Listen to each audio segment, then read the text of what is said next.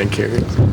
Yeah, it's a weird angle being up here, but that's what it is, but that's what we're going to go with. So welcome everyone. This is the fourth and final press conference of the day here today for our second regional semifinal matchup of the Albany Regional. Notre Dame firing Irish, coming in with 27-11 record overall, 17-6 in the Big Ten. The team received an at-large bid to the NCAA tournament after reaching the Big Ten semifinals. Here with us today we have head coach Jeff Jackson in his 17th season at the helm of the Irish. Through his 375, 229, and 66 record overall as head coach at Notre Dame, making his 12th NCAA tournament appearance at the helm of the Irish. We also have graduate student defenseman Adam Karashik from Richfield, Connecticut, one of the team's 3 captains this season. In his first season with the Irish, has 1 goal and 15 assists in all 38 games. Senior defenseman Nick Leivermann, native of Eden Prairie, Minnesota, an alternate captain for the Irish this year, leads the team with 20 assists to go with 6 goals in 32 games. And also senior forward Graham Slaggert, native of South Bend, Indiana, one of the team's 3 captains this year as well, is tied for third on the team with 11 goals, and also is a finalist for the Senior Class Award and a nominee for the Hockey Humanitarian Award as well. Coach Jackson, would you like to start with some opening comments? No, we're just happy to be here, and this year we're happy to get a chance to play. That's been a common theme this week, so yes. I understand that. So, Ken, would you like to start us off? First question. Well, going off of that, Jeff, now this is 30 years ago since you were here to win your first NCAA title as a head coach. To be able to come back to the arena now with no COVID and all that stuff, I mean, what are your memories of '92, and how good is it to finally be able to play here this year? Well, after what we went through here last year, obviously this is a much better situation. You know, getting here, earning the opportunity to play here last year, we're in the same locker room, we're a different hotel, but you know, we didn't even get a chance to practice before we were, told that we were done. So, I just have been emphasizing the importance for our guys just to recognize, be grateful for the opportunity to play. Last year should, if anything, for me is all about gratitude and being how fortunate we are to be able to be in this game and play this game, based on what we went through last year, is just be grateful for the opportunity to play and enjoy the experience of being here. Obviously, we're playing to win and, playing to get to the Frozen Four, but, it's just trying to embrace the moment, because you only get so many kicks of the can, so you need to take advantage of them when you get those opportunities. And the memories of '92? It's been talked about a lot in the last few weeks. I've been getting text messages from my old Laker players, even late last night. Vinny Fauché, he actually set up the game-winning goal by Brian Ralston, whose son now plays for me.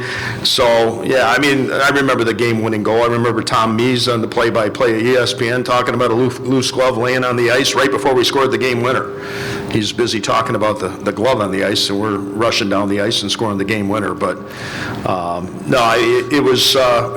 me, it was a big step for our program, because the year prior may have been the most talented team I ever had at Lake Superior State. Dougie Waite, Jimmy Dowd, and there was I think 13 seniors on that team, and we lost our discipline in the NCAA regional.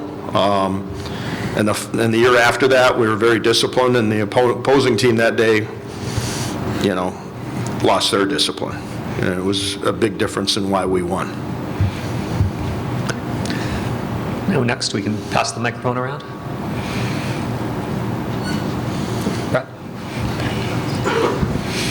Brad Schlossman, Grand Forks Herald. Jeff, what has Chase Blackman brought to your team this year? Well, all the graduate students have had a profound impact on our team in a very positive way. Chase, he is a very poised, offensive-minded defenseman.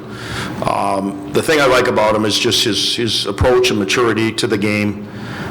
He's just a sound person and character-wise, and he brings a little poise to the game. He's been really effective for us on the point of the power play, but he has good vision, good playmaking ability. I think that for us, he's probably had as big an influence, off the ice or in the locker room as maybe on the ice. So, and that's what, I think each one of those grad students have brought that to our team in a different way.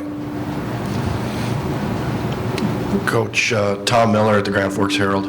I believe there's 3 goalies here this weekend with more than 70 career wins. What do you make of that, and what have you seen from your starting goalie here?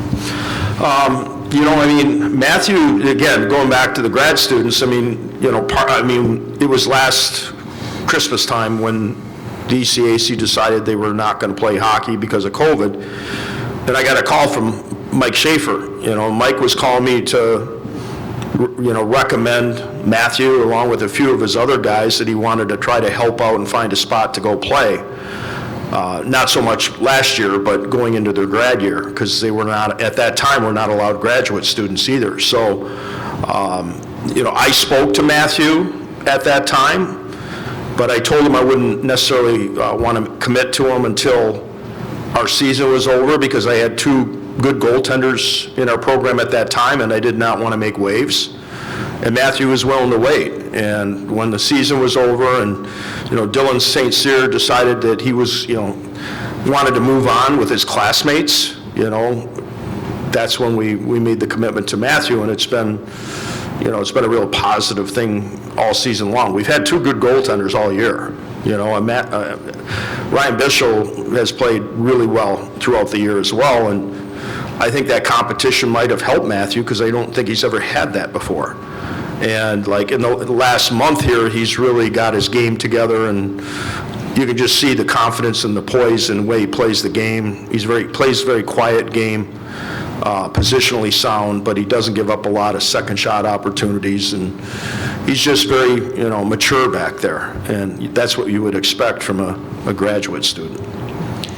Adam, for you as well, as a graduate student, what was the process like for you, making the choice to come to Notre Dame? What was that like for you last year and going into this year? Yeah, once I decided I was going to go into the portal, and I talked with the coaches here at Notre Dame, it was a pretty easy decision for me.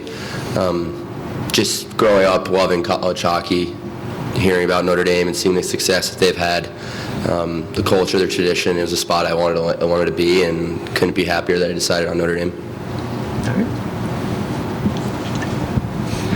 Darren Pritchett from Notre Dame Radio. This is for Nick. Nick, just going back to last year, being here in Albany, not getting to practice, not getting to play, how rewarding is it now to have this opportunity in front of you? It's extremely rewarding. Obviously, we've already talked about the fact that we didn't even get a skate in last year, and we're sent home one day after we got here, so all the boys are just grateful to be here and have an opportunity to actually play a game. What has allowed you and Spencer to work so well together? I think it's mainly just Spencer doing his thing, and I'm fortunate enough to be on the same ice as him, but we both have a really nice skating ability, and we like to get up into play, so it's been really beneficial. And a question for Graham. Graham, you've been around this program for a long time. As a youngster, you were a fan of this Notre Dame hockey program. Can you think of a couple of moments in the NCAA tournament as a fan? What comes to mind immediately when you think of the Irish in the NCAA tournament? It has to be the first Frozen Four trip. Mark Van Giller scoring the goal at CC, kicked it up, scored. I remember my mom running into the room, waking us up. Landon and I shared bunk beds at that time, so we were all fired up, screaming, and we were super excited to finally be able to go to the Frozen Four. And then while we were there, Callie Ritterwall scored that game winner against Michigan in overtime, and you could still hear the clip, and my mom's screaming, you can hear it there, and so those are 2 moments that really stick out to me. And for you, what is it like to go through this experience and now get to play an NCAA tournament game with your brother? It's everything we dreamed of. Playing mini sticks in the basement, you always pretend that you're playing in a Frozen Four, and now we have an opportunity to play in a regional to hopefully go to the Frozen Four, and it's been really special and a unique experience for us. Jeff, can you talk a little bit about Jack Adams, former Union player here? How has he done this year? Another great individual, another positive aspect of bringing in grad students. When I brought Jack in, he had gone through an awful lot here in the last several years, both from a personal perspective and then the major injury that he occurred at the Detroit prospect camp. And last year he kind of made that move mid-season when Union season ended. Went to Providence. We actually were trying to get him in mid-season last year. we couldn't get him in from a transfer perspective as an undergrad transfer. As a grad transfer, at the end of the year, we were able to, and the NCAA gave him the okay for a second transfer just because of everything he had gone through plus COVID. He's been he's been a difference maker in the locker room. And I've really tried to put my arm around the kid and help him through getting his game back, because he lost 2 full years, basically. And that's hard to do, especially if you're a 6'5" kid, he had a good sophomore year at Union, and then the injury happened, and then he never really found his game, and he's found it here.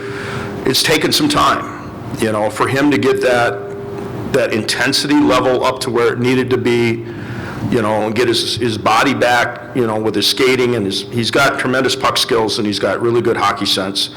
He's one of the smartest players on our team, but the intensity lacked, and he, because of it, he's been playing with 2 freshmen for the most part of the year, and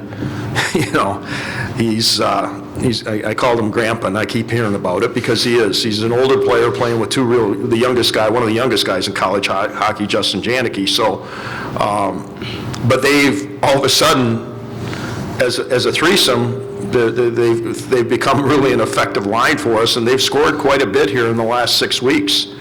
So, and Jack's a big part of that in how he plays the game, but I am very proud of him because it was a process and he was patient with it. And I told him he would need to be patient when he came in because I knew it was going to take him some time to find his game, and he's finally found it here in the last 6 weeks.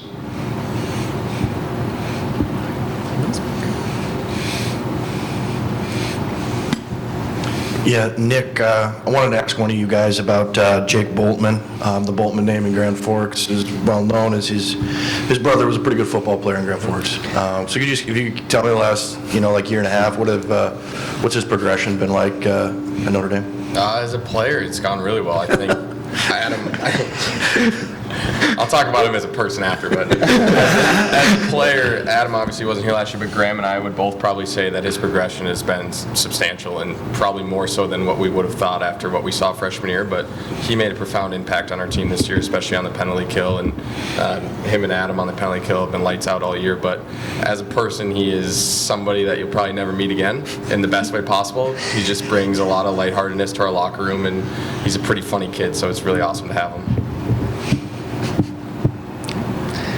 Does anybody have anything else? All right, guys, thank you very much. Good luck tomorrow. Thank you. Thank you.